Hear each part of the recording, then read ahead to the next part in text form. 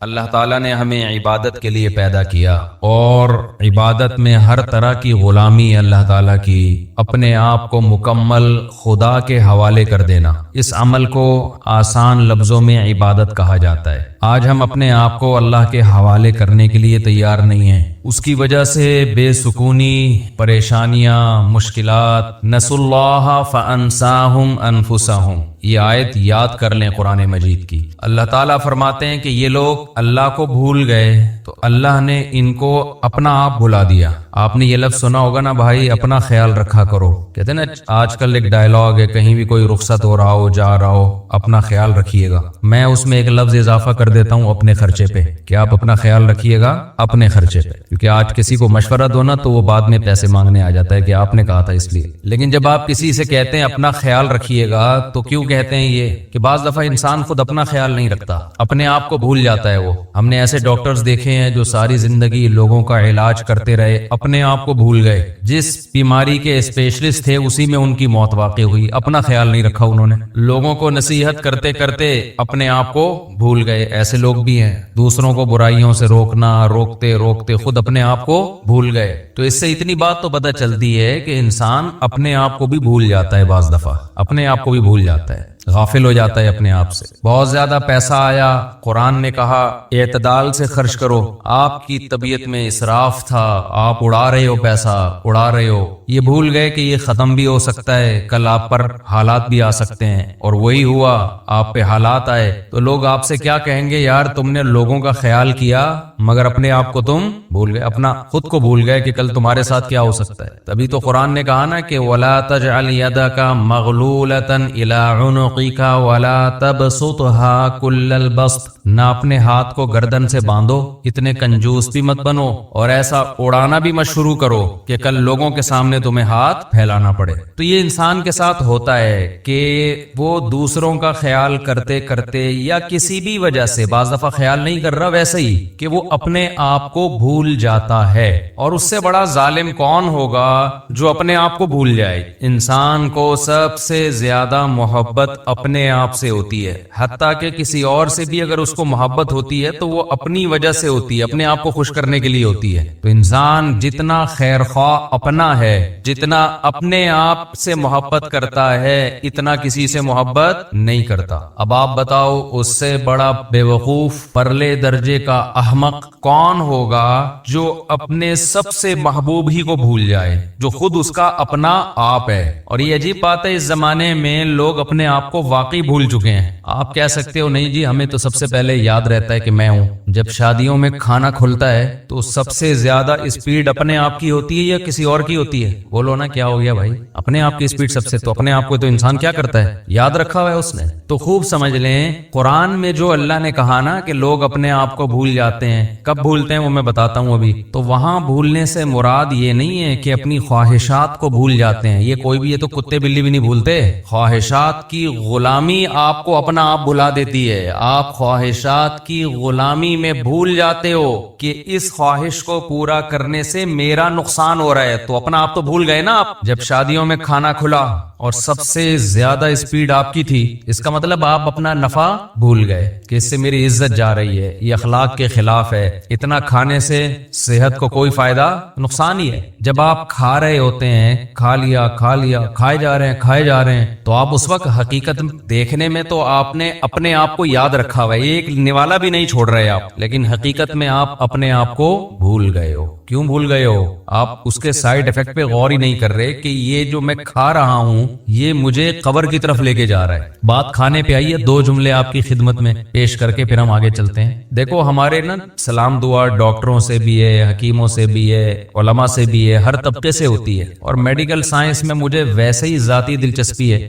صلی اللہ علیہ وسلم نے ارشاد فرمایا، مسلمان جو توحید پر جس کی موت واقع ہو اللہ نے جہنم کی آگ اس پر حرام کر دی ہے۔ اب اس حدیث کو اگر آپ دیکھو گے تو اس سے تو صاف پتہ چلتا ہے کہ صرف توحید پر موت ہونا کافی ہے، اعمال کی ضرورت بولو بھائی نہیں ہے۔ لیکن جب علماء سے پوچھیں گے تو علماء بتائیں گے نہیں بھائی اس سے ملتی جلتی دوسری حدیثیں بھی ہیں جس سے پتہ چلتا ہے کہ جو نماز نہیں پڑھتا اس کو یہ عذاب ہوگا, جو روزہ نہیں رکھتا اس کو یہ عذاب ہوگا. آپ کو پتا ہے حضرت ابو ہریرہ رضی اللہ تعالی عنہ ایک مرتبہ وہ جا رہے تھے تو انہوں نے حضرت عمر رضی اللہ تعالی عنہ ان کو ملے, وہ حدیث سناتے جا رہے تھے سب کو, من قال لا الہ الا اللہ دخل الجنہ, جس نے کہا کہ اللہ کے سوا کوئی عبادت کے لائق نہیں وہ جنت میں داخل ہوگا. وہ حدیث سنا رہے ہیں سب, حضرت عمر ملے ان کو, حضرت عمر کو بھی انہوں نے حدیث, اور نبی صلی اللہ علیہ وسلم کا جوتا نعلین وہ بطور نعل مبارک بطور دلیل کے بھی کہ میں نے نبی صلی اللہ علیہ وسلم سے یہ حدیث سنی ہے. حضرت عمر ملے نا, حضرت عمر رضی اللہ تعالیٰ عنہ کو بھی انہوں نے حدیث سنائی تو حضرت عمر نے ایسے دھکا دیا, فرماتے ہیں فخررت علی استی, میں کولوں کے بر زمین پہ گرا. حضرت عمر ایسے غضبناک ہوئے اور ان کو یہ حدیث سنانے سے منع کر دی. کیوں منع کیا؟ کہ لوگ اس پر اعتماد کر لیں گے, لوگ کہیں گے بھائی ہم نے تو سب نے لا الہ الا اللہ پڑھا ہوا ہے, ہم تو سیدھا کہاں جائیں گے؟ جنت میں. اس کا مفہوم نہیں سمجھیں گے کہ یہ تو کلمے کی ایک فضیلت بیان کی جا رہی ہے. میں صبح فجر کے بعد روزانہ ایک حدیث کی تعلیم کرتا ہوں, آج میں نے 2 حدیثیں چھوڑ دی ہیں. ریاض الصالحین کی میں تعلیم کرتا ہوں نا فجر کی نماز کے بعد اپنی مسجد میں, ریاض الصالحین سے آج میں نے جان کر 2 حدیثیں چھوڑی ہیں. کیوں چھوڑی ہے؟ میں نے کہا ان کا مفہوم بیان کرنے میں بہت ٹائم لگے گا اور اگر تشریح نہیں کی تو لوگ حدیث کا مطلب غلط سمجھیں گے. اب میں سنا دیتا ہوں وہ حدیث آپ کو, کیونکہ میں تھوڑا اس کو ڈیفائن بھی کر سکتا ہوں. رسول اللہ صلی اللہ علیہ وسلم نے فرمایا کہ اگر تم لوگ سب گناہ چھوڑ دو, کوئی بھی گناہ نہ کرے, اللہ اس قوم کو ختم کر دے گا. اگر دنیا میں سارے مسلمان سب ٹھیک ہو جائیں, سارے لوگ مسلمان ہو جائیں اور سب ٹھیک سب نیک بن جائیں تو اللہ سب کو کیا کر دے گا؟ مار دے گا. اور ایسے لوگ پیدا کرے گا جو گناہ کریں اور پھر اللہ سے توبہ کریں. اب میں نے یہ حدیث نہیں سنائی آج, میں نے کہا اس سے گناہوں پر کیا ہوں گے, لوگ جری ہو جائیں گے, کیونکہ اب ایسے ہی گناہ کر رہے ہیں کہ اچھا اللہ کو گناہ اتنے پسند ہیں کہ نیک آدمی کو تو اللہ ویسے ہی مار دیں. بھائی اگر اللہ کو گناہ پسند ہوتے تو اللہ گناہگاروں کو جہنم میں ڈالتا ہے. بھائی یہ اصل میں توبہ کی فضیلت پر ہے, یہ گناہ چھڑوانے کے لیے ہے, کیونکہ گناہ تو کوئی نہ کوئی کسی نہ کسی درجے میں کر ہی رہا ہوتا ہے نا.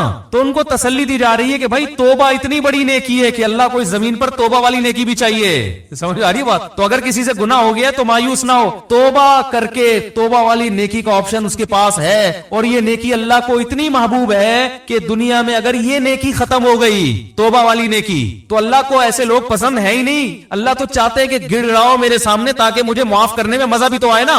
رحمت تو جب ہی ظاہر ہوگی جب تمہاری حرکتوں کی وجہ سے جہنم واجب ہو چکی تھی, مگر میں اپنی رحمت سے اس کو معاف کر دوں تو مزہ آتا ہے مجھے معاف کرنے میں. وہ معاف کرنے کا مزہ جب آئے گا جب غلطی بھی تو ہو, تم سے غلطی نہیں ہو رہی, سارے نیک نیٹ کلین بولیں گے اللہ ہم تو اتنے اچھے تھے ہمیں تو ایسی جنت میں بھیج. کیا خیال ہے بھائی؟ باپ رحم دل ہے, کیا مطلب بیٹے سے غلطیاں ہوتی ہیں اگنور کرتا ہے, تب بیٹا تعریف کرے یار میرا ابا بہت اچھا ہے. اگر آپ صبح شام ابا ابا کرتے رہتے ہو, ہر وقت ابا کی خدمت میں, ابا کے پاؤں دبا رہے ہو, ابا کی شلوار استری کر رہے ہو, ابا کی قمیض استری کر رہے ہو, ابا کی پگڑی استری, اگر پگڑی پہنتے ہیں آج کل کے ابا پگڑیاں کہاں پہنتے ہیں, تو پینٹ استری کی آپ نے ابا کی, سارا خیال ہر وقت ابا میرے ابا میرے ابا. تو ابا نے بھی آپ سے ذرا تمیز سے بات کر لی میرا بیٹا بہت اچھا, تو آپ بولے گا بھائی ہم بھی ابا کے ساتھ اتنے اچھے ہیں تو ابا بھی ہمارے ساتھ ظاہر اچھا ہی. آج کل کون ابا کے ساتھ اچھا ہوتا ہے, تو میں جب اتنا اچھا ہوں تو ابا کا اتنا حق تو بنتا ہے کہ ہمیں بھی ابا اپریشیٹ کرے. لیکن آپ نالائق, اور باپ ہر جگہ آپ کے آگے آ کے کھڑا ہوتا ہے, کہہ رہے بھائی نالائق ہے لیکن ہے تو اپنا ہی نا. کیا خیال؟ پھر آپ میں اگر غیرت ہوگی تو آپ باپ سے محبت کرو گے, یار ابا نے میری بڑی بڑی غلطیوں کو معاف کیا, آج میں اگر اس اسٹیج پہ پہنچا ہوں تو میری غلطیوں پہ ابا نے پردہ بھی ڈالا ہے, مجھے لوگوں کے سامنے ذلیل بھی نہیں کیا. جب لوگوں کے ساتھ آتا ہوں تو تعریف کرتے ہیں میرا بڑا ہونہار بیٹا ہے, حالانکہ مجھے پتا ہے میں کیسا ہوں. ایک وقت آئے گا آپ کا دل ابا کے لیے پگھل جائے گا. تو اللہ پتہ ہے کیا چاہتے ہیں بندوں سے, اللہ کہتے ہیں یار نماز بھی پڑھو, روزہ بھی رکھو, سب کچھ ہے, لیکن پہلے محبت تو کرو. یہ خشک نمازیں نہیں چاہیے اللہ کو, یہ خشک روزے نہیں چاہیے. اللہ کو چاہیے اللہ کی محبت میں دھڑکنے والا دل. وہ دل جب ہی دھڑکتا ہے جب انسان سے اگر گناہ ہو جائے اور اسے پتا ہے میرے لیے جہنم کی آگ ہے, گناہ ہے, میرے پاس کوئی آپشن نہیں ہے, اللہ سے گڑ گڑاتا ہے اللہ معاف کر دے معاف کر دے, تو اللہ کو اتنا مزہ آتا ہے کہ بھائی سزا بنتی تھی مگر میں کیا کر رہا ہوں, معاف کر رہا ہوں اس کو. تو یہ شان جب ہی ظاہر ہوگی جب گناہ بھی تو ہو. کیسی پیاری حدیث ہے, رسول اللہ صلی اللہ علیہ وسلم نے فرمایا جب کسی بندے سے گناہ ہوتا ہے تو وہ آتا ہے توبہ کرنے کے لیے. یہ کل پڑھوں گا ریاض الصالحین نا, اگلا کل والا نمبر اس حدیث کا ہے. تو وہ جب آتا ہے اللہ کے سامنے توبہ کرتا ہے کہ اللہ مجھ سے گناہ ہو گیا مجھے معاف کر دے, تو اللہ تعالیٰ فرشتوں سے کہتے ہیں دیکھو اے فرشتوں اس بندے سے گناہ ہوا, بہت سوں سے گناہ ہوتے ہیں, اس سے بھی ہوا, بہت سے میرے پاس معافی مانگنے نہیں آئے. یہ آیا ہے کیوں؟ اس لیے کہ اس کو پتا ہے ان لہو ربن, اس کا ایک رب ہے جو اس گناہ پر اس کو سزا بھی دے سکتا ہے اور اس گناہ کو معاف بھی کر سکتا ہے. اس کو پتا ہے, یہ اس جذبے سے آیا ہے, ورنہ یہ بھی نہ آتا تو کیا ہو جاتا, کوئی سزا تھوڑی ملتی ہے فوراً. بھائی گناہ پہ فوراً شرابی بھی گھوم رہے ہیں, کوئی فوراً سزا ملتی ہے؟ چور بھی گھوم رہے ہیں, ڈاکو بھی گھوم رہے ہیں, قاتل بھی گھوم رہے ہیں, ماں باپ کے نافرمان, بلکہ زیادہ ترقی کر رہے ہوتے ہیں. آدمی وہ فضائل ہی سنا رہا ہوتا ہے بیٹھ کے. ایسا ہی ہے نا, کیا خیال ہے بھائی؟ جان بنتی ہے نا زیادہ کھانے پینے سے تو بہت سی دفعہ تو حلال سے ہی بن جاتی ہے, لیکن اکثر اوقات بھائی آپ دیکھ لو جنہوں نے ماشاءاللہ اللہ بچائے حرام کا پیسہ جنہوں نے کھایا ان کی صحت ہی الگ الگ چہرے سے پتہ چل رہا ہوتا ہے ان کے. تو کتنے لوگ ہیں اللہ تعالیٰ فرشتوں سے کتنے لوگ ہیں گناہ ہوتے ہیں, یا تو فوراً سزا مل رہی ہوتی نا پھر تو سارے آ جاتے ہیں, سب کو پتا ہے اب سزا ملنے والی ہے, سب گرفتاریاں دے رہے ہوتے اللہ کے پاس آگے, اللہ مار دے, اللہ سزا دے دے, لیکن اللہ کو دیکھا ہم میں سے کسی نے نہیں ہے اور گناہ پہ دنیا میں کوئی سزا بھی نہیں مل رہی ہوتی, ٹھیک ہے نا. تو اللہ فرماتے ہیں اس کو پتا ہے کہ سزا میرا رب مجھے دے گا, وہ قدرت رکھتا ہے, اور اس سے بڑی بات یہ کہ معاف بھی وہی کر سکتا ہے. جرم اس کا کیا تو معافی بھی کس کے ہاتھ میں ہے؟ اس کے ہاتھ. لا ملجا ولا منجا منک الا الیک, حدیث میں دعا سکھائی ہے, اے اللہ تجھ سے بھاگنے کی جگہ بھی تیرے پاس ہی ہے. یعنی دیکھو کسی ڈاکو سے بچ کے بھاگو تو تھانے میں چلے جاؤ, علاقے کے ناظم کے پاس چلے جاؤ, لیکن اگر ڈاکو بہت طاقتور ہے تو آپ کو پتا ہے میں کہیں بھی بچ کے نہیں بھاگ سکتا, اب تو میرے لیے موت ہے. تو اللہ تعالیٰ سے, اللہ تعالیٰ تو اپنے بندوں پر مہربان ہے, لیکن اللہ تعالیٰ سزا بھی دیتا ہے. اس نے بتایا کہ میں نے قوم عاد قوم سمود کو تباہ کر دیا, فرعون کو دریا میں غرق کر دیا اور جہنم کی آگ بنائی اس نے, لیکن اللہ تعالیٰ جب دشمنی پہ آئے تو ایسا ہے کہ اس سے آپ بھاگ نہیں سکتے, تو اب اسی کے پاس آگے آپ کو اسی کے پاؤں میں گرنا پڑے گا. ایک واقعہ ہم نے بعض بزرگوں سے سنا ہے, اس کی سند کی مجھے تحقیق نہیں ہے. لوگ کہتے ہیں سند کی تحقیق نہیں تو سنا کیوں رہے ہو؟ یہی بتانے کے لیے سنا رہے ہیں کہ جب سند کی تحقیق نہیں ہے تو یہ واقعہ اتنی اہمیت کا حامل نہیں ہے کہ اس کی تحقیق کی جائے. ہم اپنا ٹائم ان فضول چیزوں میں ضائع نہیں کرتے, یا کوئی فقہی مسئلہ ہو نا پھر تو ٹھیک ہے. یہ کہہ سکتے ہیں کہ جب سند کی تحقیق نہیں ہے تو یہ تو جھوٹا قصہ ہو گیا. جھوٹا اس لیے نہیں کہ بتا رہا ہوں کہ تحقیق نہیں ہے تو جھوٹا بھی ہو سکتا ہے, سمجھ میں آ رہی ہو بات؟ تو سب سوال پیدا ہوتا ہے جب یہ مستند نہیں ہے تو سنا کیوں رہے ہو؟ عبرت کے لیے, کیونکہ بعض فرضی واقعات بھی ہوتے ہیں لیکن ان کا مضمون درست ہوتا ہے, اس سے جو میسج جا رہا ہوتا ہے وہ میسج کیا ہوتا ہے؟ صحیح جا رہا ہوتا ہے, اس لیے سنایا جا رہا ہے. ہر چیز کا نا ایک پوری ڈیٹیل بتانی پڑتی ہے ورنہ کلپ آ جائے گا. تو کہتے ہیں کہ حضرت موسیٰ علیہ السلام سے کسی نے پوچھا کہ یہ جو حوادث ہیں, حادثات ہیں, اگر یہ تیر ہوں اور چلانے والا اللہ ہو تو ان تیروں سے بچنا کیسے ممکن ہے؟ بھائی یہ تیر اللہ کے ہاتھ میں ہو, کمان اللہ کے ہاتھ میں ہو, اور یعنی وہ حوادث کی یہ تیر ہوں جو حوادث کی شکل میں ہم پر آ رہے ہوں, تو اس حادثات سے بچنا ممکن ہے؟ تو کہتے ہیں موسیٰ علیہ السلام نے کہا ایک ہی طریقہ ہے کہ جو جس کے ہاتھ میں کمان ہے اس سے دوستی کر لو. کیا خیال ہے بھائی؟ اس کے علاوہ آپ کے پاس کوئی آپشن نہیں ہے. جو محلے کا دادا ہوتا ہے نا, یا تو آپ اس سے بڑے دادا بن جاؤ. کیا خیال ہے؟ ایک دفعہ یہاں کوئی محلے کے بڑے دادا تھے, مجھے لوگوں نے کہا اس کے خلاف بیان کریں. میں نے کہا جب میں اس سے بڑا دادا بنوں گا تو اس کے خلاف بیان کروں گا. مجھے جب تک اس محلے میں رہنا ہے تو مجھے بلا وجہ دادا گیری کرنے کی ضرورت. لوگ کہتے ہیں نا حق بات آپ ممبر ڈنکے کی چوٹ پہ بیان کر دو. میں نہیں بیان کرتا بھائی حق بات ڈنکے کی چوٹ پہ. میں پہلے دیکھتا ہوں کہ لوگوں میں اس حق کو برداشت کرنے کا تحمل ہے, ایک بات, بلکہ اس سے پہلے دیکھتا ہوں کہ میں خود بھی اس حق کو برداشت کر سکتا ہوں کہ نہیں کر سکتا. یہ جو ڈنکے کی چوٹ پہ اکثر حق بیان کر رہے ہوتے ہیں نا, تو یہ اکثر لوگ یہ اس قسم کا حق بیان کر رہے ہوتے ہیں کہ ان کے پہلے سے کسی محلے کے دادا سے بڑے تعلقات ہوتے ہیں, جن کو انہوں نے بیان بتایا ہوتا ہے میں یہ بولنے والا ہوں, بچا لو گے؟ وہ کہے ہاں بچا لیں گے, تو بول دے. ہمیں تو کوئی ہے ہی نہیں اس طرح کا, ہم تو کسی سے تعلق رکھتے ہی نہیں ہے. ہاں کسی کے خوف سے غلط بیانی کرنا حرام ہے, یعنی آپ کسی محلے کے دادا کے ڈر سے غلط بات اس کے بارے میں بتا دو, یا جھوٹی تعریفیں شروع کر دو, یا لالچ میں آ کے لوگوں کو غلط گائیڈ کرو, یہ حرام ہے. خاموشی کی شریعت نے اجازت دی ہے, غلط بیانی کی شریعت نے اجازت نہیں دی ہے. غلط بیانی نہیں کرتا, بسا اوقات میں خاموش ہو جاتا ہوں کہ بھائی اس ٹاپک پر بات مت کرو کیونکہ لوگوں میں برداشت نہیں کر پائیں گے یا غلط رخ پہ لے جائیں گے. تو یہ تو مصلحت ہے, یہ تو حکمت ہے, یہ تھوڑی کہ جہاں جاؤ جو چاہے جا کے بول دو. اب مجھے بتاؤ ایک آدمی میں کو زنا کا خوف ہے, شہوت اس میں اتنی بھر گئی, اب وہ کہیں رشتہ لے کے جاتا ہے, لڑکی کے ابا سے کہتا ہے کہ میں نکاح کرنا چاہتا ہوں. انہیں کیوں کر رہے ہو؟ بھائی میں شہوت سے میرا دماغ خراب ہو گیا ہے اور مجھے زنا کے بڑے خطرات ہیں اور میں بڑا پریشان ہوں, تو میں اس لیے چاہ رہا ہوں کہ میں آپ کی بچی سے شادی کروں, اور وہ ہے بڑی خوبصورت, تو میرا خیال ہے کہ وہاں میں شادی کروں گا تو میرا دماغ جو ہے نا ادھر ادھر جانے سے بچ جائے گا. وہ دے گا رشتہ؟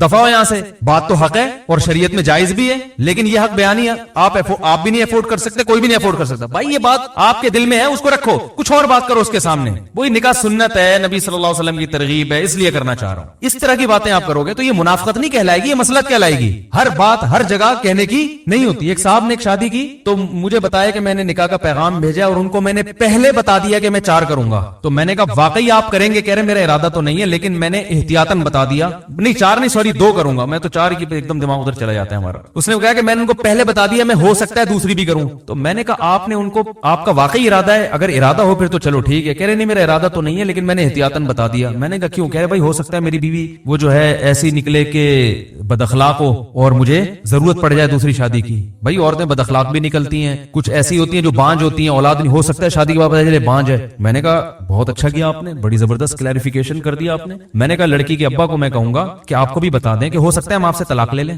بھائی ہم شادی تو کر رہے ہیں لیکن اس بات کا امکان ہے کہ ہم آپ سے طلاق لے کے اس کی کہیں اور شادی کر دیں. آپ پوچھو کیوں؟ بھائی ہو سکتا ہے آپ چرسی نکلو. کیا خیال ہے آپ کو؟ نہیں میں تو چرس نہیں پیتا, میرا لیبورٹری ٹیسٹ کروا لیں. بھائی ہو سکتا ہے بعد میں چرسی بن جاؤ. ہو سکنے پر تو یار دنیا میں بہت کچھ ہو سکتا ہے, ابھی تو ہے اس کے حساب سے بات کرو نا. میں نے کہا آپ کا ارادہ ہے نہیں, خام میں وہ رشتہ توڑ دیا انہوں نے. وہ بالکل صحیح کیا لڑکی کے ابا نے, بہت اچھا کیا توڑ گئے. میں نے کہا کوئی بھی ہوتا رشتہ توڑتا ہے بلا وجہ, ہو سکتا ہے ہو سکتا ہے. ایک صاحب تھے وہ پولیو کے خطروں کے بہت خلاف تھے, میرے دوست تھے کیا ہیں ابھی بھی, تو ان کا کہیں رشتہ, ان کو بیچاروں کو کہیں رشتہ نہیں مل رہا تھا تو مجھے سفارشی بنا کے لے گئے. کہیں کوئی لڑکی کا رشتہ آیا ان کے لیے تو مجھے سفارشی بنا کے لے گئے کہ آپ بھی چلیں, تھوڑا تھا آپ تھوڑے سے مشہور آدمی ہیں تو میری سفارش کر دیے گئے تو چانس زیادہ ہے. میں نے کہا چل بھائی ٹھیک ہے لے چلتے ہیں. ہم چلے گئے وہاں تو وہ لڑکی کے والد بھائی وغیرہ آ کے بیٹھے, مجھے بڑی عزت دی انہوں نے. میں نے کہا ہمارے دوست ہیں نکاح کرنا چاہتے ہیں آپ کی بچی سے, اس سلسلے میں ہم حاضر ہوئے تھے. انہوں نے کہا ٹھیک ہے جی بھی ایجوکیشن کیا ہے وغیرہ وغیرہ جو پوچھا جاتا ہے. اس دوران پھر وہ جب بات مکمل ہوئی تو وہ کہنے لگے دیکھیں میں جب نکاح کروں گا تو میں پہلے ہی بات بتا دوں کہ میں بچوں کو پولیو کے خطرے نہیں پلاؤں گا. اب میں سر پکڑ کے بیٹھ گیا یوں کر. اب میں اس کو یوں اشارہ بھی نہیں کر رہا کہ میں یوں کروں گا تو وہ بولیں گے یہ آپس میں ان کا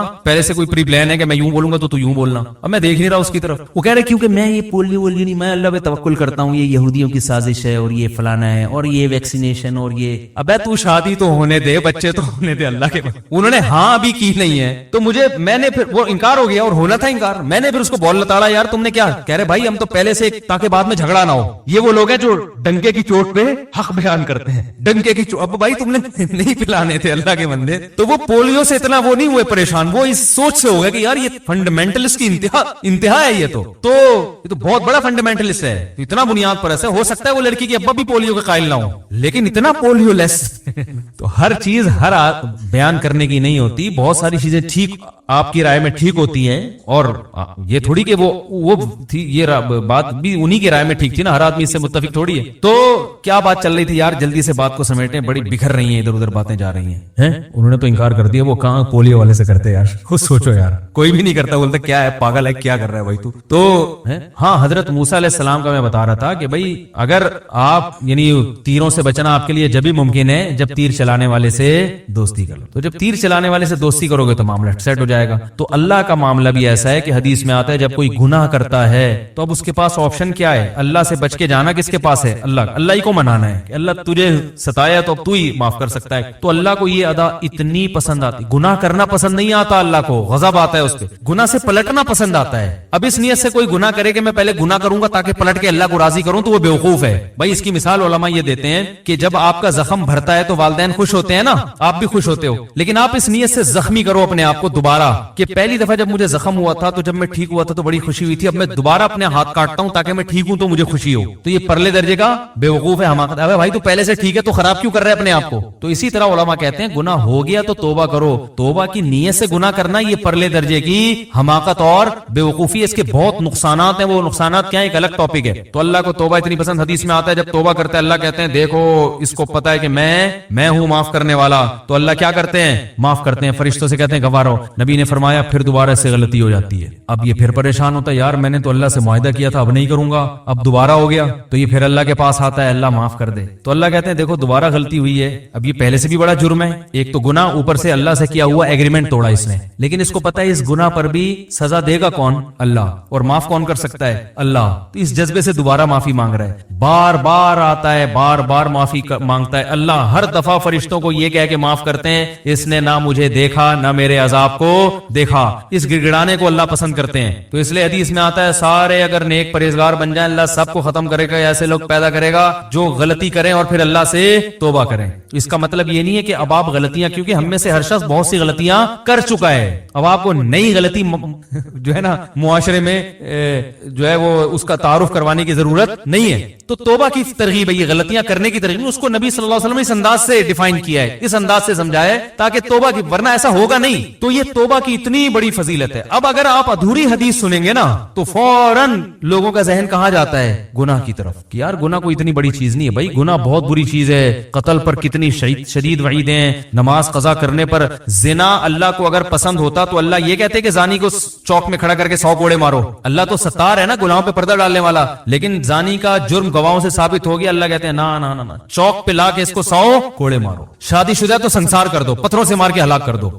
اس سے پتہ چلتا ہے اللہ کو گناہ پہ ذرا بھی خوشی نہیں ہوتی, گناہ سے توبہ پہ خوشی ہوتی ہے اللہ تعالیٰ. تو میں یہ عرض کر رہا تھا کہ چاہے حدیث ہو, چاہے میڈیکل سائنس کی کوئی خبر ہو, چاہے سیاست کی کوئی خبر ہو, یا ملک میں کوئی ایسی خبر ہو کہ یہ ہونے والا ہے, تو وہ خبر ہمیشہ متعلقہ امور کے جو ماہرین ہیں ان تک لوٹائی جائے گی, ان سے ریسرچ کی جائے گی. آپ بتائیں ڈاکٹر صاحب, یہ جو گردوں کے بارے میں ایک خبر آئی ہے کہ انسان کے 3 گردے ہوتے ہیں اور واٹس ایپ پہ بڑی گھوم رہی ہے, آپ اس سے متفق ہیں یا نہیں ہے؟ ٹھیک ہے نا, ٹھیک ہے. اور فلاں جو خبر آئی ہے کہ کوئی حکمت سے متعلق ہو تو کسی بڑے حکیم سے پوچھا جائے, یا سیاست سے متعلق ہو تو جو سیاسی امور کے ماہرین ہیں ان سے پوچھا جائے. تو جس کسی شخصیت سے متعلق خبر ہو تو اس شخصیت سے پوچھا جائے, اس شخص سے پوچھا جائے کہ آپ خود اس بارے میں کیا کہتے ہیں, آپ نے ایسا کہا ہے. کسی ادارے کا فتویٰ ہو تو اس ادارے سے پوچھا جائے کہ آپ نے واقعی ایسا فتویٰ دیا بھی ہے یا نہیں دیا. تو جب پتہ چلتا ہے تو یہ بھی ایک ایسی چیز ہے, بات کو میں سمیٹ کے ختم کرتا ہوں بس, کہ بغیر تصدیق کے آگے خبریں پھیلانا یہ بھی ایک ایسی چیز ہے جس سے معاشرے میں محبت پھیلتی ہے نا, اس سے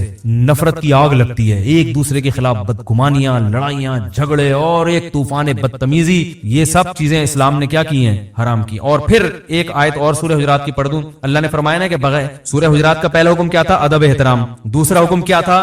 بغیر تصدیق کے خبریں نہ پھیلایا کرو. تیسرا حکم, مسلمانوں کی 2 جماعتیں آپس میں لڑ پڑیں تو تیسری بھی جماعت لڑے, سلو کراؤ. تو اگر یہ مسلمانوں کی 2 جماعتیں میدان جنگ میں لڑیں تو بھی سلو ہے, یوٹیوب پہ لڑ پڑیں تو بھی کیا ہے, فیس بک پہ لڑ پڑیں تو بھی بولو نا بھائی سلو کراؤ یار. بولو بھائی نہیں وہ ایسا نہیں تھا, وہ ان کا مطلب یہ نہیں تھا. ان کو بولو نہیں بھائی وہ ایسا نہیں تھا, ان کا مطلب. حدیث میں تو یہاں تک آتا ہے لیس الکذاب الذی یکذب لیصلح بین الناس, وہ جھوٹا نہیں ہے جو لوگوں میں سلو کرانے کے لیے جھوٹ بولے. اللہ کیا اس کو جھوٹا شمار, اور ہم سچ تو بول نہیں سکتے, توڑوانے کے لیے جھوٹ بولتے ہیں. تو لوگوں میں علماء بھی داخل ہیں, عوام بھی داخل ہیں, میاں بیوی بھی داخل ہیں, اولاد بھی داخل ہے, والدین کا اولاد سے رشتہ دار آپس میں بھی داخل ہیں. تو اس میں تو ہمیں جھوٹ, اگرچہ بہت سے علماء کی رائے سری جھوٹ مراد نہیں, اس سے گول مول کلام, وہ کچھ اور مطلب سمجھے, آپ کچھ اور. تو اس کی جب ہمیں اجازت کیا ترغیب دے دی گئی ہے تو جھوٹ بول کے لڑوانے کی, بغیر تحقیق کی خبریں پھیلا کے لڑوانے کی کہاں سے ہمیں اجازت ہوگی؟ تو اس لیے اللہ نے فرمایا انما المؤمنون اخوۃ فاصلحوا بین اخویکم, مومنین آپس میں بھائی ہیں, ان کے درمیان آپس میں سلو کراؤ. اور آگے پھر اللہ نے بہت سارے احکام دیے, تجسس مت کرو, ٹوہ میں مت لگو کسی کی, کوئی نجی زندگی میں کیا کر رہا ہے اس میں مت گھسو. کہاں جاتا ہے وہ, آفس سے آنے کے بعد لیٹ گھر کیوں آتا ہے, کدھر جا رہا ہے, میں ذرا دیکھوں یہ بندہ جاتا کہاں ہے. تمہیں کیا کرنا ہے یار, کہاں جاتا ہے بھائی. ایک آدمی نے کسی سے پوچھا تیری بیوی بدصورت ہے خوبصورت ہے, اس کو غصہ آیا کہ تو کیوں پوچھ رہا ہے, کہہ رہا ہے جنرل نالج کے لیے. تو جنرل نالج کے لیے کہ عنوان سے گھروں میں گھس رہے ہیں لوگ, نجی زندگیوں میں. نبی صلی اللہ علیہ وسلم نے فرمایا اگر کوئی شخص تمہارے گھر میں جھانکے, ابھی گھسا نہیں ہے, جھانکے پرمیشن کے بغیر, فرمایا اس کی آنکھ پہ پتھر مارو, اس کی آنکھ پھوڑ دو. یعنی سوری, یہ نہیں فرمایا کہ آنکھ پھوڑ دو, فرمایا کسی نے پتھر اٹھا کے آنکھ پھوڑ دی تو زمان نہیں ہے, پھوڑنے کے لیے نہیں ہے, اس نے تو ویسے ہی پتھر اٹھانے کہ میرے گھر میں جھانک کیوں رہا ہے, ویسے ہی پتھر مارا, اور اتفاق سے کیا ہو گیا, کوئی زمان نہیں ہے. یہ حدیث میں آتا ہے. کتنی شدید وعید ہے کہ ابھی گھسا نہیں ہے, صرف جھانک رہا ہے. وجہ کیا ہے کہ بھائی جب وہ اس کی پرائیویٹ زندگی, آپ کیوں اس پہ الجھ رہے ہو. اور آپ بتاؤ ہمارے یہاں یوٹیوب پہ جب کسی کو عزتوں کو اچھالا جاتا ہے تو ان کے گھریلو حالات ڈسکس کیے جاتے ہیں کہ نہیں. ابے فلاں نے اپنی بیوی کو طلاق دے دی ہے, پتہ ہے کیوں دی ہے, ابے فلاں تو فلاں کی لڑکی کو لے کے بھاگ گیا, ابے یہ جو فلاں نے شادی کی مجھے پتا ہے سیٹنگ کی شادی ہے یہ. بھائی اتنی باتیں گھروں میں گھس رہے ہیں, ریکیاں کر رہے ہیں, یہ کہاں سے آ رہا ہے, کدھر جا رہا ہے, یہ کیا کر رہا ہے, یہ کیوں کر رہا ہے, یہ نجی زندگی لوگوں کی تبصرہ. اچھا پھر اس میں بھی یہ اکثر یہ کیا ہوتا ہے کہ یہ جو مشہور لوگ ہوتے ہیں نا, ان کی میاں بیوی میں علیحدگی ہوتی ہے تو ان کی عورتیں آ کے پھر کلپ ریکارڈ کرواتی ہیں, انٹرویو دیتی ہیں, میرے میاں نے یہ ظلم کیا, میرے میاں نے یہ ظلم کیا. لوگوں نے میاں کو گالیاں دی ہوتی نیچے. او بھائی یہ تمہیں کیا پتا کیا بھی ہے کہ نہیں کیا, یا کبھی میاں آگے ریکارڈ کروا رہا ہوتا ہے ہم دونوں کا رشتہ. جو مشہور شخصیات ہوتے ہیں نا جو پہلے سے میڈیا پہ آ رہے ہوتے ہیں, وہ اصل میں ایکچولی یہ ہوا تھا, یہ یوں کر رہی تھی, تو عورت کو گالیاں دے رہے ہوتے ہیں لوگ. چھوڑو مٹی ڈالو بھائی, او بھائی علیحدگی ہو گئی, میاں بیوی تو بھاڑ بجائے, ہمیں کیا کرنا ہے. اتنا گھستے ہیں, ہر گھر کی خبر, اس گھر میں یہ ہو رہا ہے, اس گھر میں یہ ہو رہا ہے, فلاں کی بیٹی پردہ کرتی ہے, فلاں کی بچے کی اتنی سیٹنگ چل رہی ہے, فلاں یہ کرتا ہے, فلاں وہ کرتا ہے. تو جو بھی کر رہا ہے بھائی, آپ سے اس کے بارے میں سوال نہیں ہوگا. اللہ نے فرمایا ولا تجسسوا, جاسوسی مت کرو. صرف جاسوسی جنگ کے موقع پر جائز ہے, سمجھ رہے ہو, خفیہ ایجنسی ایجنسیوں کے لیے جاسوسی جائز ہے, وہ بھی آپ کی نجی زندگی کی نہیں, بلکہ یہ کہ یہ اتنی ایکٹیویٹیز نوٹ کرنا, کبھی کنٹری کے خلاف تو کوئی کام نہیں کر رہا. ایجنسی والے گڑبڑ پتہ کیا کرتے ہیں, وہ آپ کی جو جیسے اس کو کسی آفیسر نے ذمہ داری لگائی نا کہ فلاں مولانا صاحب آج کل بڑے چہک رہے ہیں, دیکھو کہیں ایک را کا ایجنٹ تو نہیں ہے, یہ کہیں جو ہے نا کوئی اور ملک کے خلاف تو نہیں ہے, ذرا اس کی تحقیق کرو. وہ ایجنسی والا کیا کرے گا, نجی زندگی میں گھس جائے گا, آپ کے لیپ ٹاپ نکال کے آپ کی بیوی کی تصویریں دیکھنا شروع کر دے گا, اور کیا کرے گا, وہ ہر وہ سارے گھریلو راز جاننے کی کوشش میں اس کا غلط فائدہ اٹھا رہے ہو. یہ بہت ہوتا ہے لوگوں کے ساتھ, کوئی مشہور شخصیت ہے, کوئی سیاستدان ہے, اس کے بارے میں انکوائری ایجنسی والے کرتے ہیں تو اتنی محدود نہیں رکھتے کہ بھائی بس اتنا دیکھ لو ملک کے خلاف ہے, اس کے گھر میں گھسنے کی کیا ضرورت ہے تمہیں. میں پہلے میرے پیچھے ایجنسیز بہت لگتی تھی, اب تو شکر ہے ان کو اطمینان ہو گیا, یہ ملک کے خلاف نہیں. ہم خدا کی قسم بہت سو سے زیادہ اس ملک سے محبت کرتے ہیں, اور یہ صرف ہوائی دعوے نہیں ہیں. ہم اگر وہ اپنی قربانیاں بتائیں کہ ہم نے اس ملک کے لیے کیا کیا ہے تو وہ ایک الگ ٹاپک شروع ہو جائے گا. حقیقت میں اس ملک سے ہمارے علماء نے ہمیں یہ سکھایا ہے کہ یہ ملک ہے تو ہم ہیں, اسلام ہے. اگر یہ ملک ختم ہو گیا تو جیسے بغداد کا سقوط ہوا تھا نا, اس سے اسلام کو فائدہ ہوا, نقصان ہوا. اس کے بعد خلافت عثمانیہ کا خاتمہ ہوا, اس کے بعد مغلیہ سلطنت کا خاتمہ ہوا, پھر خلافت عثمانیہ, سب سے پہلے ہوئی خلافت بغداد ختم. بغداد کی خلافت کے بعد مسلمانوں پر دوسرا زوال آیا, اندلس کی خلافت ختم ہوئی ہے. اس کے بعد مسلمانوں پر زوال آیا بر صغیر پر, مغلیہ سلطنت کی واٹ لگ گئی, ختم ہو گئی. پھر زوال آیا, خلافت عثمانیہ ختم ہوئی. اب بڑے بڑے ماہر علماء سے میں نے سنا ہے کہ اب اگر اسلام ایک پاورفل حیثیت میں کہیں ہے تو وہ پاکستان میں ہے. یعنی جس کی ایک پاور ہے نا, ایک پاورفل آرمی ہے جس ملک کے پاس. سعودی عرب کے پاس آرمی نہیں ہے, ترکی کے پاس آرمی ہے, مگر وہاں اسلامی شعار اتنے زیادہ نہیں ہے. 50% طیب اردوغان جب تک ہے تو ہے, اگر اللہ نہ کرے اس کو شکست ہوگی تو پھر لبرل حکومت آ جائے گی. بالکل ہی, یعنی ان کے آئین میں اسلام نہیں ہے. ہمارا تو آئین اسلامی ہے بھائی, ہم تو اس سے پیچھے نہیں ہٹ سکتے. ٹھیک ہے درجنوں خرابیاں ہیں, لیکن آئین میں ہی پہلی شق ہے کہ قرآن و سنت کے منافی کوئی قانون نہیں بنے گا. آگے جتنی قانون سازی ہوگی اس کے مطابق ہوگی, وہ اگرچہ نہیں ہو رہی لیکن ریڑھ کی ہڈی میں اسلام شامل ہو گیا ہے. تو ہمارا یہ عقیدہ ہے کہ اب اگر اللہ نہ کرے پاکستان کو کچھ ہوا تو یہ ایسا سقوط ہوگا کہ اس کے بعد اٹھنے کے قابل نہیں رہیں گے. بہت سارے ملک مصیبتوں سے پاکستان کی وجہ سے بچے ہوئے ہیں. تو وہ کیا ہوتا تھا کہ میرے گھر آگے بیٹھتے تھے اور کیا کر رہے ہیں, درازوں میں گھس رہے ہیں, الماریوں میں گھس رہے ہیں. او بھائی تم درازوں میں الماری میں کیوں گھس رہے ہو؟ تم بالفرض اگر ایجنسی کے آدمی ہو, تمہیں حکومت نے, یہ میرے 10-15 سال پرانی بات ہے جب دہشت گردی عروج پر تھی نا, تو وہ ان کی ذمہ داری بھی تھی, دیکھیں جو مشہور لوگ ہیں ذرا ان کو. تو بھائی ٹھیک ہے آپ گھسو, لیکن ڈراز میں کیوں گھس رہا ہے بھائی تو؟ یہاں کے بم رکھا ہوا ہوگا کہ یہاں پہ وہ کیا ہے, اپنی ٹھڑک. ایجنسیوں نے ان کے ذمہ یہ ٹچے ہوتے ہیں, چھوٹے چھوٹے جو ہوتے ہیں نا, گھوم رہے ہوتے ہیں. ایجنسی میں جو آفیسر ہے اس نے ان کو یہاں تک جانے کی اجازت نہیں دی ہوتی, لیکن وہ اپنی ذاتی کے راز پہ مطلع ہو جاؤں کسی طرح, پھر میں ذاتی طور پہ بلیک میل کروں گا. سمجھ رہے ہیں نا, کمپیوٹر میں گھس رہا ہے, کبھی کیا کر رہا ہے, کیا میں اندازہ ہو جاتا ہے بندہ ٹھیک نہیں ہے. یہ بھی ممکن ہے ایجنسی کا نہ ہو, ویسے ہی کوئی بندہ آ گیا ہو, آپ کسی کو مہمان کے طور پہ کمرے میں بٹھا کے جائیں اور وہ آپ کی ڈرازیں کھول کے چیک کرنا شروع کر دے. آپ چائے بنانے کے لیے گئے اور وہ, تو یہ گھٹیا اور نیچ حرکت ہے یا نہیں ہے بھائی؟ تمہیں یہاں بٹھا گئے ہیں, تمیز سے بیٹھو یار. ڈراز کھول کے دیکھ رہا ہے اور جو ہے وہ کمپیوٹر کھول کے دیکھ رہا ہے. آپ کسی کو موبائل پکڑا دو, فوراً ان باکس میں جا کے میسج پڑھنا شروع کر دے گا وہ. تو یہ ہے لا تجسسوا. اللہ فرماتے ہیں جاسوسی صرف اس کی ہوگی جو جس کے بارے میں آپ کو خطرہ ہے کہ ملک کے خلاف تو نہیں جا رہی ہے, تو اس کی بھی جاسوسی اتنی ہوگی جتنی ملک کے دفاع کے لیے ضروری ہے. اس کی خطنے چیک کرنا شروع کر دیں آپ بیٹھ کے باقاعدہ. چلو خطنے اس نیت سے کہ کہیں ایسا نہ ہو کہ وہاں کا ایجنٹ ہو, وہ بھی چلتا ہے. تو یہ کر رہے ہیں لوگ یہ کام. تو یہ ہے تجسس, یہ اسلام میں کیا ہے, حرام ہے. ایک دفعہ کیا ہوا, ہمارے پڑوس میں نا کھڑکی کھلتی ہے, یعنی ہمارے مین گیٹ سے دوسری طرف, وہ ہماری کھڑکی نہیں, ان کی کھڑکی ہماری طرف کھلتی ہے, ہمارے گھر کی طرف نہیں, دروازے کی طرف. تو ادھر ٹی وی چل رہا تھا. اب ایک خاتون آئی, ان کی نظر کھڑکی پہ بڑی فلم چل رہی ہے, یا ٹی وی چل رہا ہے, یا کیا واللہ عالم, اکثر فلمیں چل رہی ہوتی ہیں ٹی وی میں, ان کو اندازہ ہو گیا ٹی وی چل رہا ہے. اب وہ ہمارے گھر میں گھسی, ملنے کے لیے آئی تھی. اب ان کو یہ نہیں پتا کہ یہ ساتھ کمرہ ہمارا نہیں, ہمارے پڑوسیوں کا ہے. اب ان کو یہ تجسس, مفتی صاحب کا گھر ہے اور کیا چل رہا ہے یہاں پہ, ٹی وی. اب میرے گھر والے مجھے بتا رہے ہیں کہ ٹک کے بیٹھی نہیں ہے, ان کو یہی فکر کہ یار وہ والے کمرے میں جاؤں جہاں کہہ رہے ان کی ایکٹیویٹیز سے مجھے اندازہ ہو, کبھی یوں جا رہی ہے, کبھی یوں جھانک رہی ہے, کبھی یوں جھانک رہی ہے, کبھی ایسے کر کے دیکھ رہی ہیں. تو ہمارے گھر والے کہتے ہیں مجھے اندازہ ہو گیا جو پڑوسیوں کا ٹی وی ہے نا, اس سے ان کو غلط فہمی ہو رہی ہے, اور یہ بھی کمرے ساتھ ملے ہوئے ہیں, تو یہ سمجھ رہی ہے کہ مفتی صاحب کے گھر میں ادھر ممبر پہ بیٹھ کے ٹی وی کے خلاف تقریریں کرتے ہیں اور گھر میں کیا چل رہا ہے؟ ٹی وی چل رہا ہے. تو گھر والوں نے کو بتا دیا کہ یہ جو آپ یوں کر رہی ہے نا یہ ان کا ٹی وی ہمارا نہیں ہے, دوبارہ جا کے اچھی طرح سے دیکھ لیں, ایسا نہ وہاں جا کے خبریں پھیلانا. تو بھائی اگر بل آپ کو گھر میں بلائے چائے کے لیے, چائے پیو, پتلی گلی سے نکلو, جھانک جھانک کے یوں کرنا یوں کرنا یوں کرنا, کتنی گھٹیا حرکت ہے. یہ چل رہا ہے مارکیٹ میں, اور یہ اگر صفائی نہ ہوتی تو ان کو تو یہ ہو جانا تھا. تو ہمیں تو شریعت نے سکھایا ہے اچھا گمان. بس یہ ایک واقعہ سنا کے بیان ختم کرتا ہوں. میں بچپن میں تبلیغ والوں کے ساتھ کہیں گشت کر رہا تھا.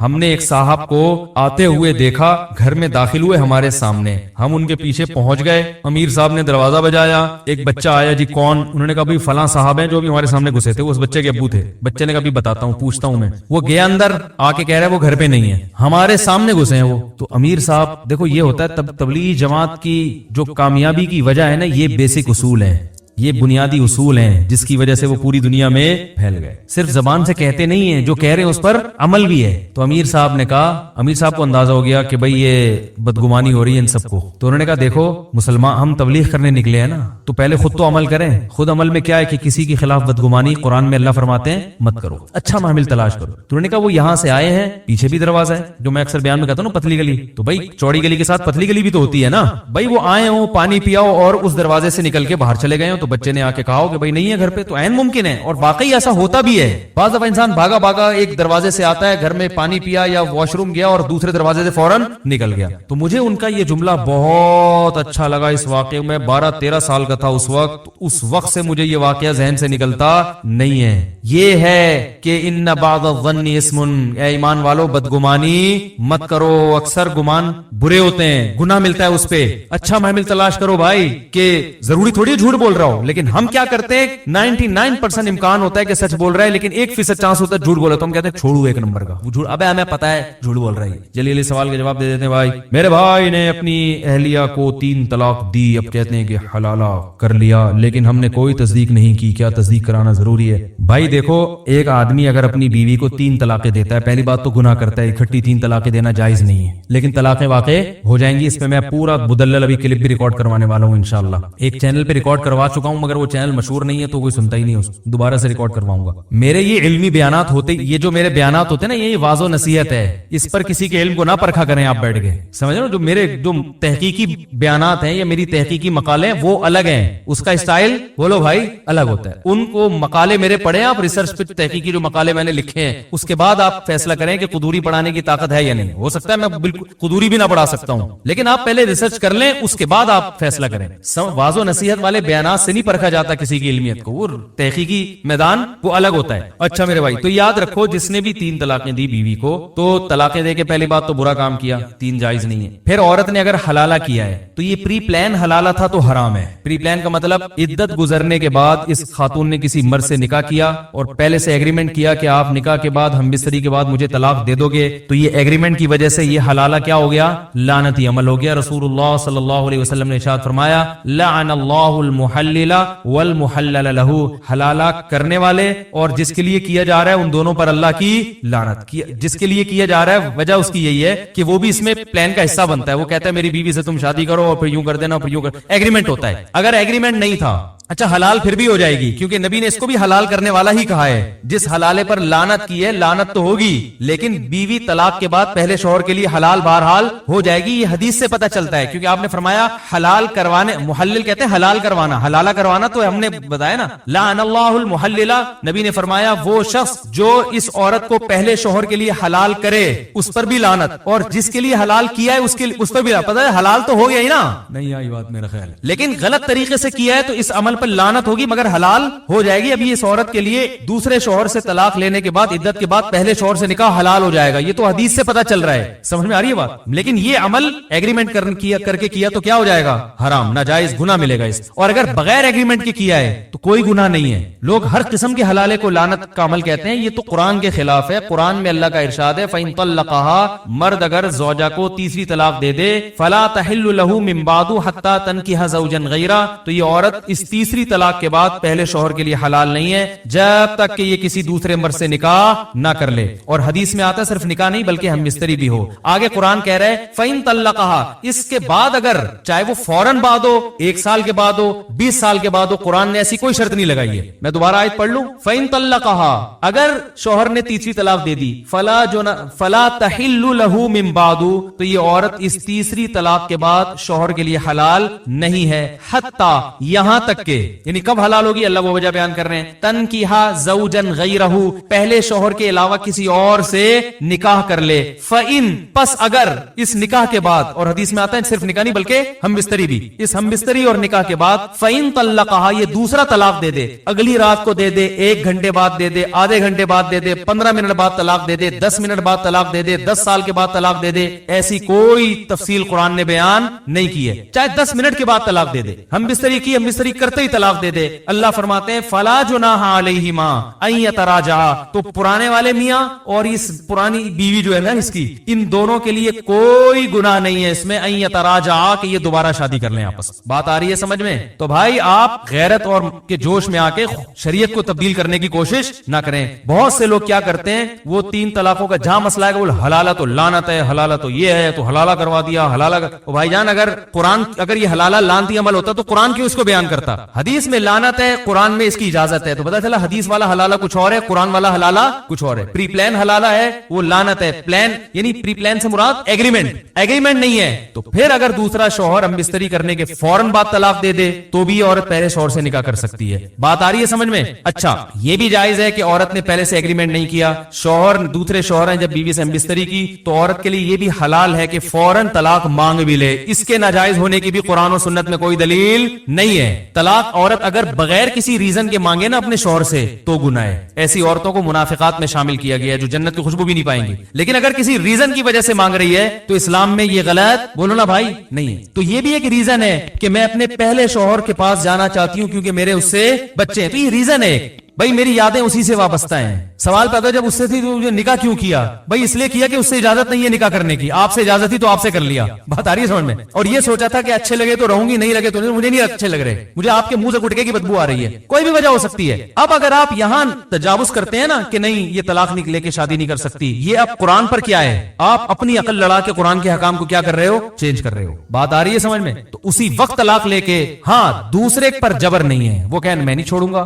آپ نے طلاق مانگی، وہ کہ میں نہیں طلاق دیتا، تو عورت کو زبردستی کرنا جائز نہیں ہے. ٹھیک ہے جب نہیں دیتے تو آپ ہی میرے مقدر میں میاں ہے، شادی تو ہم نے کوئی ایگریمنٹ تو کیا نہیں تھا، مجبوراً گزارا کریں. مننے کے ابا آپ ہی بنو گے تو گزارا کریں اس کے ساتھ. اور اگر وہ چھوڑ دیتا ہے اس پر بھی کوئی گناہ نہیں ہے. اس لیے گناہ نہیں ہے، وہ یہ کہتا ہے یار یہ اگرچہ میری بیوی ہے میں نہ چھوڑوں تو، لیکن جب یہ نہیں رہنا چاہتی، اس کے دل میں میرے لیے وہ جذبات نہیں بن سکتے جو پہلے کے لیے ہیں، تو چھوڑ دینا بہتر ہے یا نہیں ہے؟ بھائی میں تو لوگوں کو ویسے ہی مشورہ دیتا ہوں جن کی بیویاں طلاق مانگ رہی ہیں، کوئی ریزن نہیں. میں کہتا ہوں یار طلاق اچھی چیز نہیں ہے، لیکن یہ بھی اچھی چیز نہیں ہے جو نہیں رہنا چاہتی زبردستی گھسیٹ کے رکھو اس کو اپنے پاس. یہ کوئی اچھا کام ہے؟ ابے کیا ہو گیا؟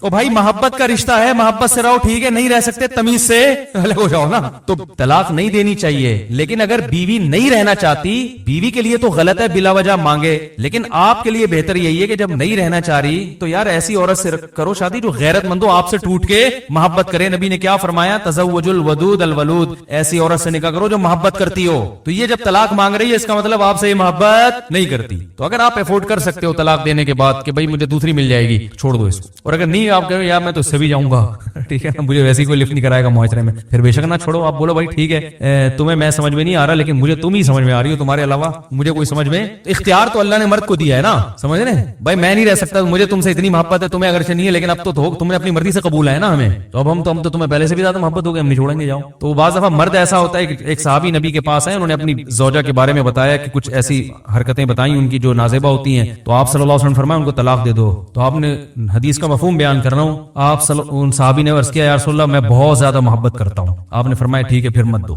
مطلب یہ کہ وہ عورت ایسی ہے کہ وہ رکھنے کے قابل نہیں ہے، لیکن اب تمہیں عشق کی حد تک محبت ہو گئی ہے تو ایسا نہ ہو کہ برائی میں نہ پڑ جاؤ کسی نا. ایسی عورت کو چھوڑو گے تو اب تمہیں اس ڈیزائن کی دوسری ملے گی نہیں، وہ زیادہ خوبصورت تھی یا کیا مسئلہ تھا اس میں، تو پھر تمہیں وہی. ایک صاحب کی بیوی بد اخلاق تھی مگر خوبصورت بہت تھی، تو انہوں نے اپنی بیوی کو طلاق دے دی. اب ان کو اچھے اخلاق والی مل گئی مگر اس کی شکل بیچاری کی بقول ان کے، آپ کوئی بھی جانتا نہیں ہے میں کس کی بات کر رہا ہوں, اس لیے کوئی غیبت نہیں ہے, کسی کا راز فاش نہیں کر رہا. تو وہ میرے پاس آیا, کہنے لگے یار وہ پرانی بہت یاد آ رہی ہے. میں نے کہا, کہہ رہے یار وہ ٹھیک ہے بد اخلاق تھی لیکن شکل اچھی تھی. کہہ رہے یہ اخلاق کی بہت, لیکن کہہ رہے شکل بالکل بھی اچھی نہیں ہے. تو میں نے کہا اب اس کو بھی گزارا کر لو. اب وہ ان کے ماشاءاللہ گزارا ہو رہا ہے, بچے بھی ہو گئے ان کے. میں نے کہا ورنہ جب اگلی ملے گی نا تو نہ اخلاق کی اچھی ہوگی اور نہ شکل کی. پھر بولو گے دوسری اخلاق کی تو اچھی تھی نا. تو شکر کرو جو بھی اللہ نے جس کو جو پیس دے دیا اللہ کا شکر ادا کرے. جو ملا صبر کرو, شکر کرو. دنیا میں سارے مزے دنیا میں نہیں ہوتے. پازیٹو چیزوں کو دیکھو, نیگیٹو کو اگنور کرو. تو اب اللہ نے قرآن میں کیا کہا کہ اب اگر شادی کے بعد دوسرا میاں طلاق دے دے, فوراً دے دے, اگلے دن دے دے, 10 سال کے بعد دے دے, وہ اس کا ہیڈیک ہے, وہ ان کا آپس کا مسئلہ ہے. بلکہ علماء نے یہاں تک لکھا ہے کہ اگر دوسرا شوہر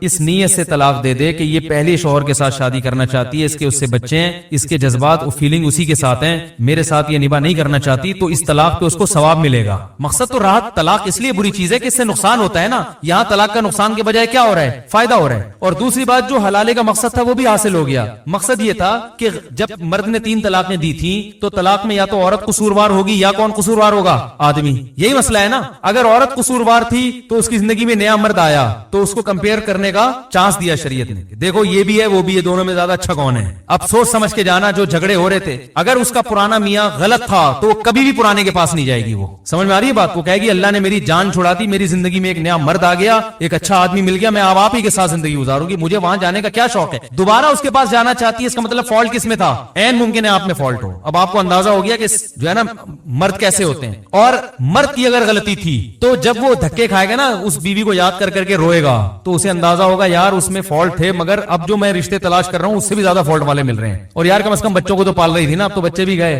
چلو کھانا نہیں بناتی تھی, خدمت نہیں کرتی تھی, تمیز سے بات تو کرتی تھی. وہ یادیں جب علیحدگی ہوتی ہے نا, یادیں تو پھر آتی ہیں. کہے گا یار یہ تو کسی اور کے نکاح میں چلی گئی, یار یہ تو بالکل اختیارات ختم ہو گئے. وہ 100 دفعہ سوچے گا. اگر وہ اپنے فیصلے پر نادم نہیں ہے, وہ کہہ رہے میں نے صحیح کیا, تو وہ دوبارہ کبھی بھی شادی, بولو بھائی بولتے کیوں نہیں کرے گا. وہ کہے گا اچھا ہے کسی اور سے نکاح ہو گیا, فون کر کے اپنی پرانی بیگم کو بول دے گا, اب اسی کے ساتھ رہنا, اس خوش فہمی میں نہ رہنا کہ میں آپ سے شادی کروں گا, ادھر ہی زندگی ہنسی خوشی زندگی گزارو, میری جان چھوٹی, اچھا ہوا تمہیں بھی گھر مل گیا. سمجھ رہے ہیں. لیکن اگر وہ طلاق کے بعد دوبارہ نکاح کر رہا ہے, اس کا مطلب وہ یہ مان رہا ہے کہ غلطی طلاق دینے میں کس کی تھی, میری تھی. تو قرآن کہہ رہا ہے کہ فلا جناح علیہما ان یتراجعا ان ظنا یقیما حدود اللہ, دونوں آپس میں شادی کر سکتے ہیں اگر ان کا خیال ہو کہ اب یہ جھگڑے نہیں ہوں. اس کو بھی سزا مل گئی اور آپ کو بھی سزا مل گئی. ایک آخری بات بتا کے بیان ختم کرتا ہوں. بیان تو میرا ختم پہلے ہی ہو چکا ہے, جو جانا چاہیں وہ جا سکتے ہیں. تو یہ گریبی چل رہی ہے, بیان ختم ہو چکا تھا. جب مسائل شروع کر دوں نا میں, تو اس کا مطلب بیان ختم ہو چکا ہے, جو جانا چاہیں وہ جا سکتے ہیں. تو لوگ اس کو غیرت کے خلاف سمجھتے ہیں, یہ ایک اہم بات ہے. لوگ کہتے ہیں غیرت کے خلاف ہے کہ 3 طلاقیں دی, ایک آدمی کی بیوی کسی دوسرے مرد کے پاس جائے پھر وہاں سے گھوم کے واپس ہے, غیرت کے خلاف ہے. یہ غیرت کے خلاف اس لیے نہیں ہے کہ جب آپ نے 3 طلاقیں دے دی, عدت بھی پوری ہو گئی, تو وہ اب آپ کی بیوی ہے نہیں. وہ جہاں چاہے جس سے چاہے شادی, کسی کی طلاق یافتہ سے شادی کرنا غیرت کے خلاف نہیں ہے. آپ کا اس سے کوئی ریلیشن نہیں رہا, وہ جہاں چاہے شادی کرے. اب اگر وہ دوسرے مرد سے طلاق لیتی ہے تو یہ بھی غیرت کے خلاف نہیں ہے. عورتیں طلاق لیتی ہیں مختلف بیسس پر, تو غیرت کے خلاف ہے. کسی بھی بیس پہ طلاق لیتی ہے, کوئی بیس معقول ہو. پھر جب طلاق لینے کے بعد عدت بھی پوری کر لے, تو جیسے اس کا کسی اور مرد سے نکاح کرنا غیرت کے خلاف نہیں ہے, اپنے پرانے میاں سے نکاح کرنا بھی غیرت کے خلاف نہیں ہے. تو کون سا اسٹیپ ہے جو آپ کو لگتا ہے یہاں سے غیرت کے خلاف کام شروع ہو رہا ہے؟ تو اس لیے جو جائز حلال ہے وہ غیرت کے خلاف نہیں ہے. سمجھ میں آئی بات کہ نہیں آئی؟ اللہ تعالیٰ سمجھنے کی عمل کی توفیق عطا فرمائے. علم معاشرے میں مارکیٹ میں شارٹ چل رہا ہے, بس تبصرے چل رہے ہیں آج کل معاشرے. سبحانک اللہم و بحمدک نشہد ان لا الہ الا انت نستغفرک.